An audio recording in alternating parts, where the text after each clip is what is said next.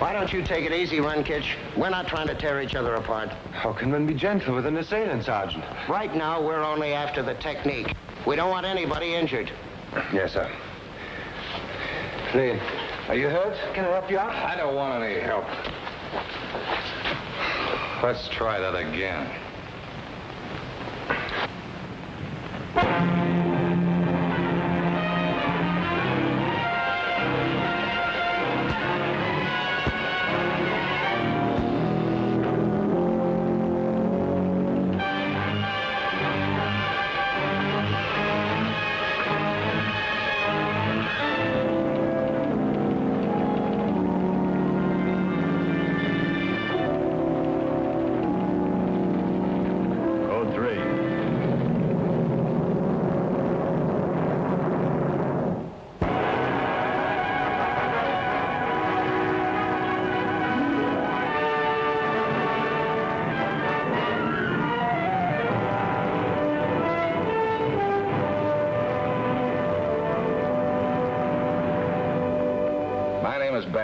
Assistant Sheriff, Los Angeles County. You know, there's a lot more to a good deputy than his physical fitness, his uniform, or his badge. There are personal qualities that are so important they can make or break a peace officer. This story about the Sheriff's Academy will show you what I mean.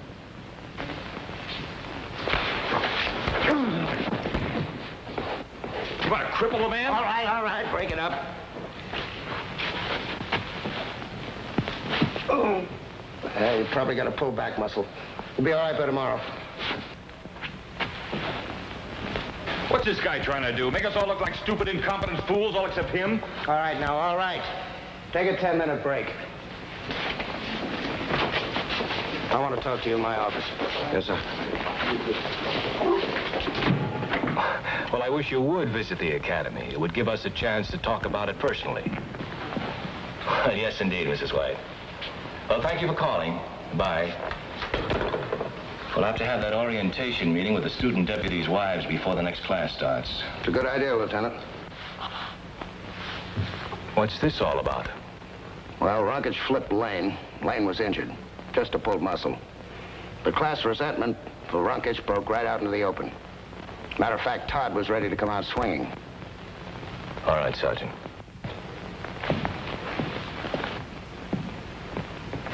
Thank you, sir. What about this? Lieutenant, I cannot understand these men. Well, the men can't understand you either. But I learned in the Czech underground that unless a man strives for mental and physical superiority, he has no chance to survive. We're training American peace officers, not one-man armies for any underground. But the peace officer, too, Lieutenant, should be stronger than the next man. He should be more clever. He should be a leader of all men, should he not? He should. If you mean a leader by serving rather than dominating other men, yes. Lieutenant, will a master be inclined to obey his servant? We Americans think he will, if the servant is protecting his right to be a master. Look, you lived under the oppression of two separate police-state governments in Europe. Yes, I did, sir. I saw the Nazis take my father out of our house into a nearby field and shoot him. He was a brave man, but he wasn't clever enough.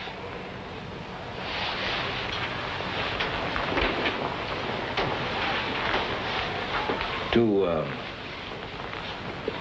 you approve of this sort of police method? Indeed, I do not. The second time it happened, when my country fell behind the Iron Curtain, I escaped. How did I manage to escape, Lieutenant? I escaped because I was mentally and physically superior. And that's what I keep trying to tell your students. That's why I keep trying to help them. It's the academy's job to train the students, not yours. But perfection is the goal, Lieutenant. Why should they care where they gain it? You became an American citizen. Now you want to become a peace officer. I do, sir. More than anything. Look, Runkitch, I'll be quite frank with you. I think you would be a great asset to the Sheriff's Department. You're able, you're intelligent, you speak 5 languages, which is a great asset, except for one flaw. Yes, I know, sir. My age. No, not your age. You are older than the other students, yes. But that could be to your advantage, too. How do you mean, sir? To protect the rights and property of the free man, an officer must have the ability to gain the trust and respect of the citizens as well as the fellow officers. Yes, I do see that. Being older should have helped you gain the respect of at least the other student deputies. It hasn't. But if they would only Just one moment, please.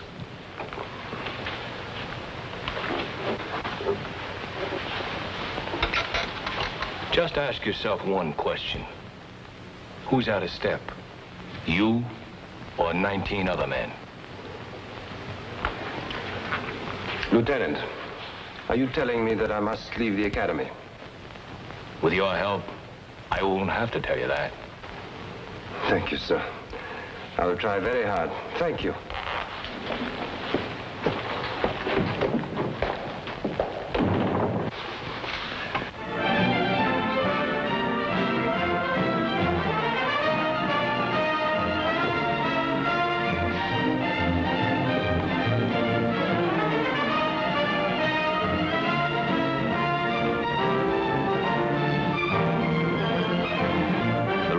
Students at the academy are deputy sheriff recruits beginning their probationary period with the department. After passing written, oral, and physical examinations, the recruits come to the academy for a concentrated 6 weeks course.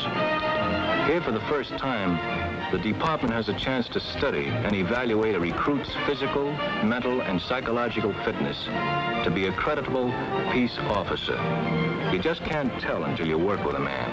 On paper, Runkich was one of the best prospects ever to enter the academy.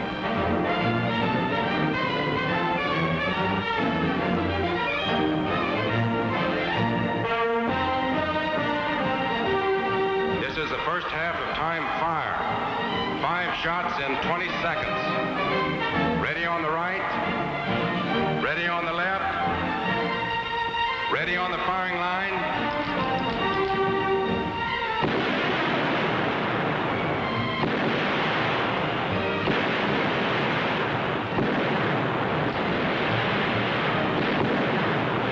Missing because of muscular tension, Sergeant.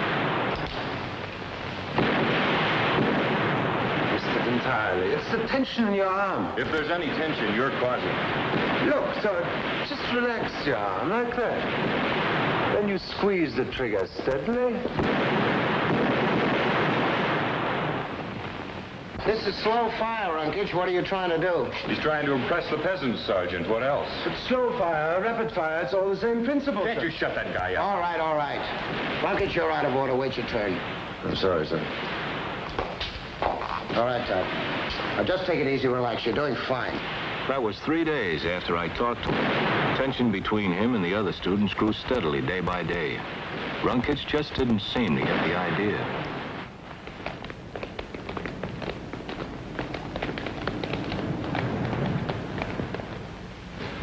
And remember that. There's some cause responsible for every fire, accident or arson. Are there any questions? Sergeant, when I was in the underground during the war, we used some rather clever incendiary devices for our sabotage fires. I think it would be a benefit to the class to hear about them. Here we go again. Sergeant, we're interested in current incendiary devices, not ancient history. Sergeant, you said a set was a place where a fire was started. By now, the students have become deliberately rude to Runkich. Sergeant Nelson told me he, too, was finally ready to give up. But I wasn't. Not yet. Your station assignment for radio car instruction is car 142. Yes, sir. The deputies in the car will be Jake Wills and Ben Thompson. You will be the third man in the car. Your assignment is to observe, that's all. Is that clear? Yes, sir. You understand that the officers also will observe you and turn into me a detailed report of their opinions of you as a deputy. I understand, sir. Good luck. Thank you, sir. Oh, Runkich. Yes, sir? Just one more thing.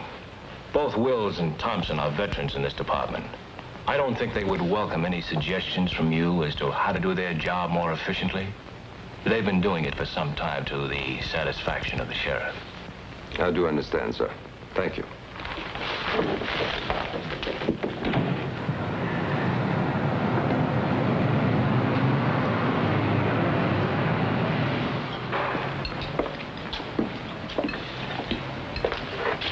How's the pie, Buster?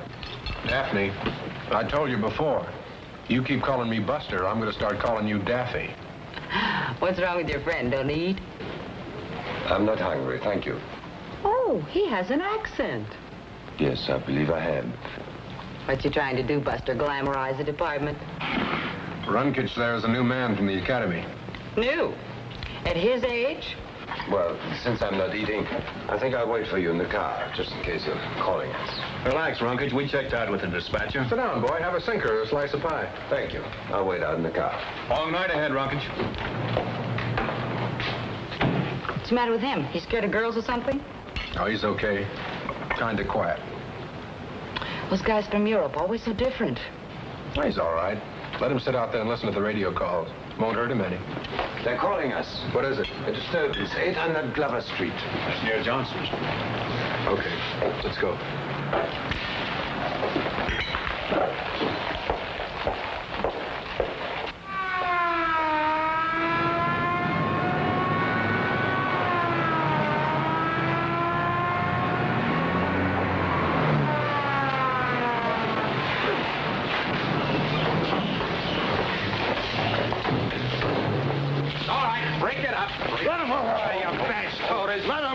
Had it coming. Oh, yeah? All right, break it up now. Break it up. Take your hands off of me. You ain't taking me nowhere. Bobo called the Billy Boys. Well, they ain't taking me. Get along now. Settle down, both of you. Big guy. Big guy. Take off that circus suit and I'll beat you into a butterball. I know, Bobo. I know. You go on home now. Yeah, why? Go on. Go on. Ah, Mitch is scared stiff of you guys. I never seen one of you sheriff clowns that ain't all blubber under his circus suit. Okay, go on, Bobo. Come on, Bobo. I know where Mitch lives. If they paid you off your weight in lard, you'd be a millionaire. Now, what circus let you out? You miserable creature. You're a disgrace to the country you live in. Get out of my sight. Go on. Get out of here. Look at him. He's a strong-arm Hitler Nazi.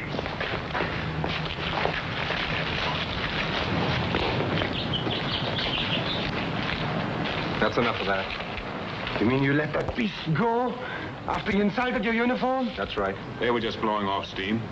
Let's go.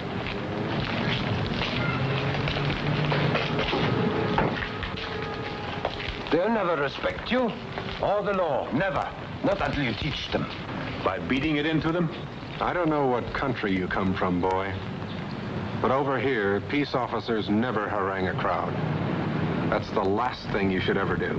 We came here to stop a riot, not start one. But I dispersed them, didn't I? They obeyed me. I told them to go and they left. Yeah, they left. And every man of them will carry a grudge against every peace officer he sees for the next 6 months.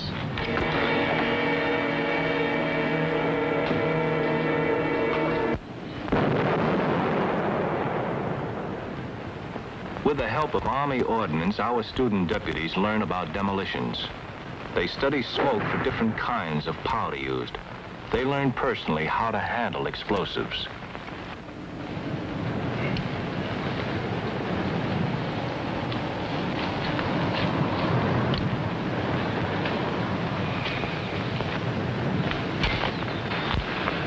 I can handle it. Don't drop these things. I know what I'm doing. Must be very careful. Never drop a dynamite cap unless you want it to explode. They're very sensitive to shock. You were lucky. What's he trying to do, blow his head off? All right, Rockage, but we don't do it that way here. I was only crimping the cap. He was biting it to crimp it? But we always did it like that in the underground. I know. And that's the way the old miners used to do it, and still do. But we want you to do it our way. The way the Army Ordnance instructor showed you. All right, sir. Now, come on, I'll show you how it's done.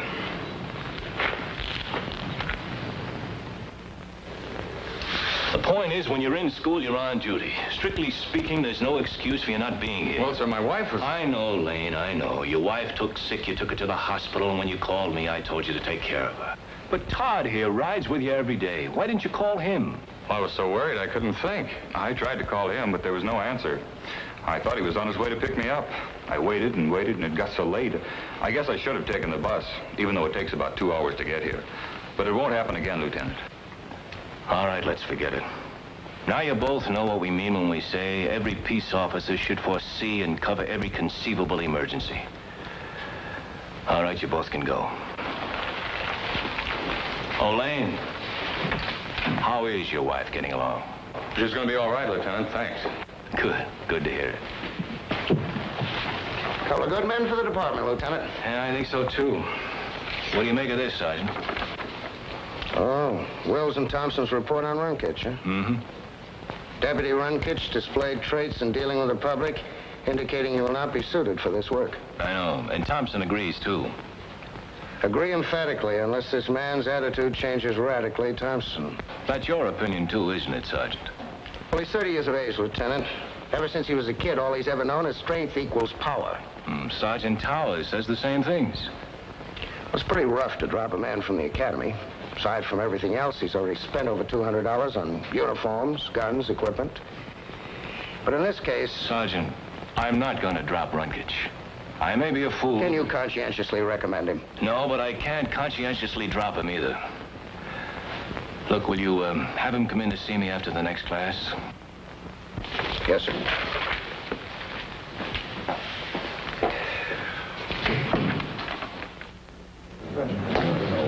You're right, Sergeant Towers. Absolutely right about the methods in the police state. You know, I could have given that lecture myself. Yes, I imagine with your experience you would qualify on that subject. May I add just one thing, Sergeant? They're two distinctly different methods, both very effective. One, the direct approach. Two, the subtle approach. Now, let's take number one, the Nazis, for example. They'll walk into your house, take any member of the household into an adjacent field, and without pretense of trial, shoot him. Now, wait! You ought to listen to this. Wait, listen! How can they learn? How can they ever know about these things? Runkitch, Lieutenant Adams would like to see you. Yes. Yes, I want to see Lieutenant Adams, too. This is wrong. This is all wrong.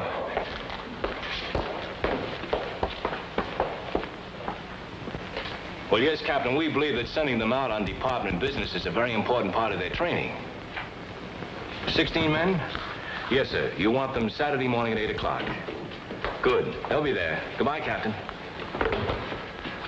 Lieutenant, Oh, control yourself, Runkitch. Lieutenant, of all your students, I am the only one who knows that the American way of life is the finest in the world. The students know it, too. But will they listen? No. What I have to tell them might someday help them to preserve this way of life. But will they listen? No. They won't listen to you until they can respect you. In this country, strength alone is not enough to earn the respect of men. Why can't you understand that, Runkitch? In this country, strength must serve, but never command. Respect. Last night, I saw 3 Americans insult their peace officers. Is that respect? In a manner of speaking, yes. When an unarmed citizen can speak his mind to an armed officer without fear of violent harm, then that's a demonstration of the rights of free men, which we acknowledge and respect. I do not understand. I thought, what could be nobler than be a peace officer in this country and preserve this way of life? What did I discover? Disgrace, abused, degraded. I'll never be an American peace officer, never. Why can't you understand, Runkitch? We have certain rules in our country, certain ways of getting along with each other. You must learn this, too. I'm sorry, sir. I must resign. I cannot wear this uniform with pride, and I will not wear it in humiliation. I'm sorry, I must resign. 1 minute. Academy, Lieutenant Adams. Oh, yes, Captain. What? Hungarian? Well, why don't you call a foreign relation man? Oh, that's right, he did go back east. Well, no, Captain, we don't have anybody here who speaks Hungarian. I speak it, sir. Well, I know it's a rough situation, but I'm sure you'll be able to find an interpreter someplace. I speak Hungarian, Lieutenant. Yes, I understand, Captain, but Just a minute, Captain. What did you say?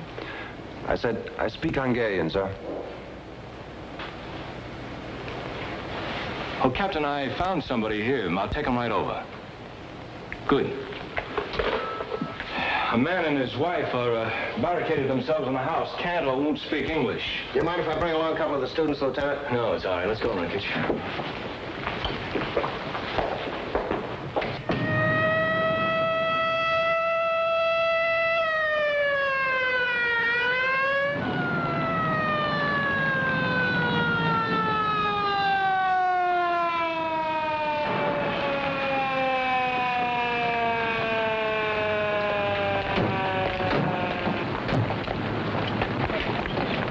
There's a man in there. His son is in custody, a burglary suspect. We have a warrant to search the house, but every time an officer steps onto the front walk, the man shouts, I shoot, I shoot. You want my man to talk to on the public address system? Well, we can try it. Lieutenant, may I try something first? All right, but take care of yourself. All right, sir.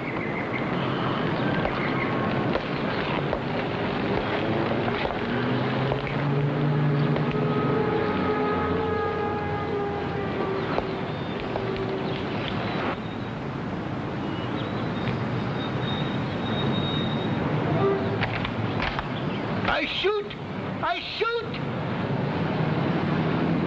Ne loyalty van Boland! Kill man Otakin! Look, we're in America now, you and I. We must speak English. You take my son! But if your son is not a thief, he'll be returned to you. No thief! But the law says I must examine your house to learn the truth. No thief! You take my son! You wish us harm! You foolish man, we're in America now. Nobody wishes you harm. No thief! No, I shoot! Look at me. I'm an American peace officer. I want no harm to you or your sad wife. I wish no harm to your son, but I must examine your house now. Look how patient we are with you. Your eyes are weak. Your mind is thick and stubborn. If he wished harm to you, why wouldn't we fire all our guns at once and burn your house? Go away! I kill! I'll tell you once more. I'm an American peace officer who knows how to shoot very quickly and very straight. But my gun is in my holster. My duty is to keep you from harm. What you must learn, little father, is that in this country we do not use force. We have learned to live together and to trust and respect one another. And now I'll come in.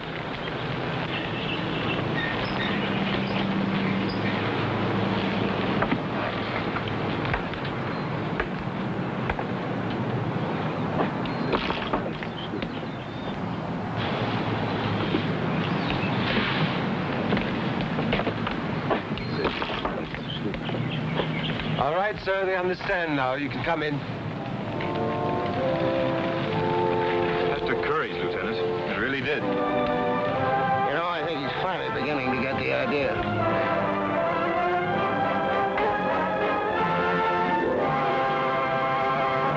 Say that Deputy Ronkage has been with us now for several years, and we think he's a fine example of a peace officer.